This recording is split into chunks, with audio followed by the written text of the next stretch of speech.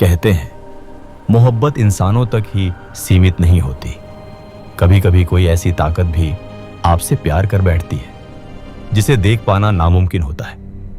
और अगर एक जिन्न का दिल आप पर आ जाए तो उससे बचना लगभग असंभव हो जाता है।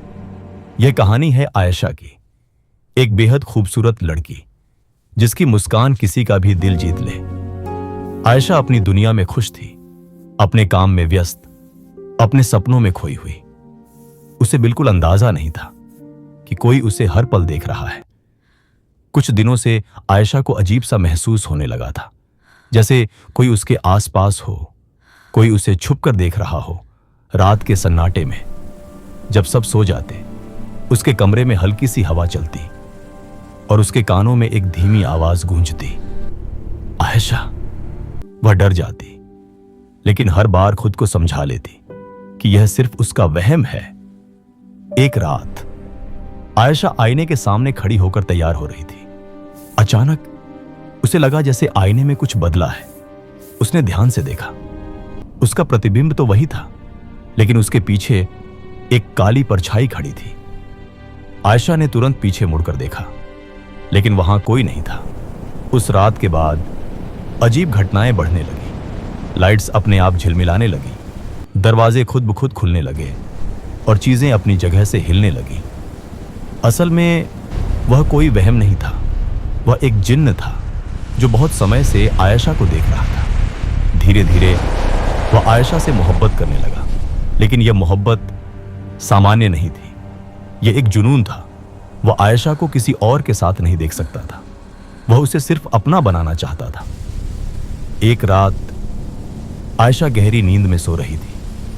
अचानक कमरे का माहौल बदलने लगा। हवा ठंडी हो गई और चारों तरफ अंधेरा फैल गया। काली धुंध ने धीरे धीरे उसे घेर लिया और फिर वह अपने बिस्तर से ऊपर उठने लगी। आयशा ने आंखें खोली, लेकिन अब बहुत देर हो चुकी थी। जब आयशा को होश आया, वह अपनी दुनिया में नहीं थी। उसके आसपास सब कुछ अजीब था। आसमान काला, जमीन हवा में तैर रही थी और सामने वह जिन्न खड़ा था। उसकी आंखें लाल चमक रही थी और उसकी आवाज गूंज रही थी, अब तुम मेरी हो, हमेशा के लिए। आयशा ने भागने की कोशिश की, लेकिन हर रास्ता बंद था।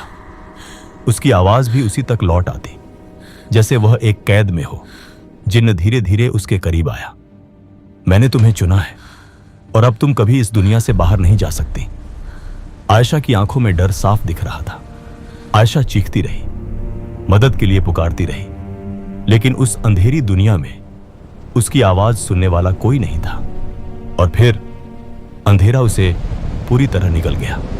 कहते हैं आयशा कभी वापस नहीं आई, लेकिन कहानी यहीं खत्म नहीं होती। आज भी जब कोई लड़की आईने के सामने खड़ी होकर लिपस्टिक लगाती है, तो कभी कभी उसके पीछे एक परछाई खड़ी होती है जो चुपचाप उसे देख रही होती है।